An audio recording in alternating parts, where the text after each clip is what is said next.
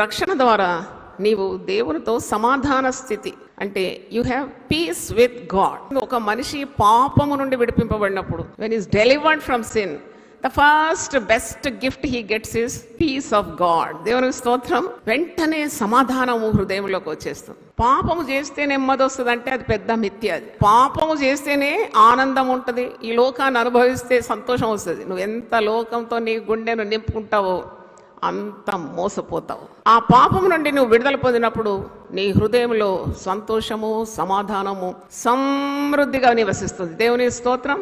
ఇదే దేవుడిచ్చు శాంతి. నా శాంతిని మీకు అనుగ్రహిస్తున్నాను, లోకం ఇచ్చినట్టు కాదు. లోకం దగ్గర శాంతి లేదు, సమాధానం లేదు. మీరు వార్తాపత్రికలు చదవండి, మీకు శాంతి వస్తుందా? రాదు. మీరు పరిశుద్ధ గ్రంథం చదవండి, మీకేమొస్తుంది? శాంతి, సమాధానం వస్తుంది. దేవుని స్తోత్రం. Hallelujah. The world has nothing to give you. లోకం దగ్గర లేనిది ఎలాగిస్తుంది?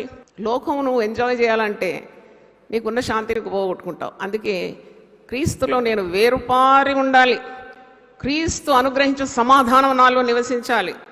సమస్త జ్ఞానమునకు మించిన దేవుని సమాధానము నా హృదయానికి, నే తలంపులకు కావలి ఉండి నన్ను ప్రతి అడుగడుగున నన్ను రక్షించాలని కోరాలి. దేవునికి స్తోత్రం. లోకంతో నింపుకోవడానికి కోరకుండా దేవుని సన్నిధితో నా యొక్క గుండె నింపు ప్రభు అన్నప్పుడు ఎంత గొప్ప కార్యం అది. How much peace you will enjoy.